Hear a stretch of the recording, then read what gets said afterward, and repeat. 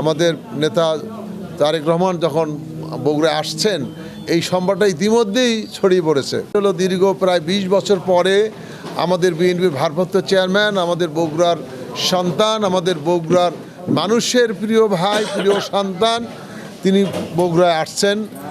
11 তারিখের সংবাদটি আমরা পেয়েছি, কিন্তু বিস্তারিত কর্মসূচি এখন পর্যন্ত আমরা হাতে পাইনি। তিনি কখন ওখান থেকে রওনা দেবেন, কখন বগুড়ায় এসে পৌঁছবেন, সেটা আমাদের এখনও আমরা সুনির্দিষ্টভাবে আমরা কর্মসূচি পাইনি।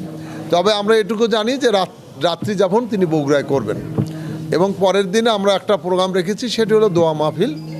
দোয়া মাহফিলটা হলো আমাদের সাবেক প্রধানমন্ত্রী, আমাদের দেশনেত্রী বেগম খালেদা জিয়ার জন্য আমরা দোয়া মাহফিলের আয়োজন করেছি।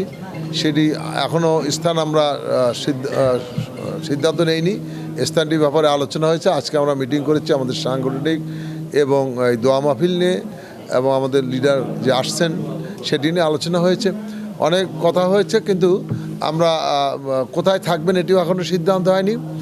এবং আমরা বাত ব্যথা, প্যারালাইসিস কিংবা আর্থ্রাইটিস, আধুনিক ফিজিওথেরাপি ও পুনর্বাসন চিকিৎসায় নির্ভরযোগ্য নাম ডিপিআরসি।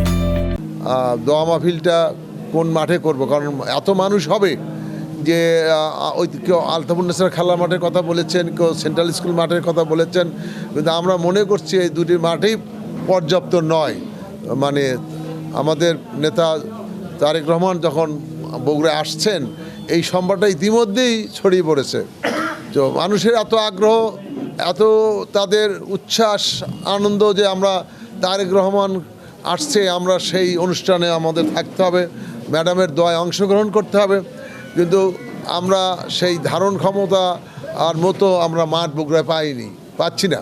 তো আমরা চেষ্টা করছি যে কিভাবে এটি করা যায়, মানুষকে কিভাবে পর্যাপ্ত সুবিধা দেওয়া যায়, এটা চিন্তা করে আমরা পরবর্তীতে আপনাদের জানাবো যে কোথায় আমরা মাঠটা প্রোগ্রাম আমরা করতে চেয়েছিলাম যে তারেক রহমান আসবে বগুড়ায়, এটি আমাদের জন্য শুধু না, বিএনপি নেতাকর্মীদের জন্য শুধু না, বগুড়াবাসীর জন্য একটা সুসংবাদ, আনন্দের সংবাদ।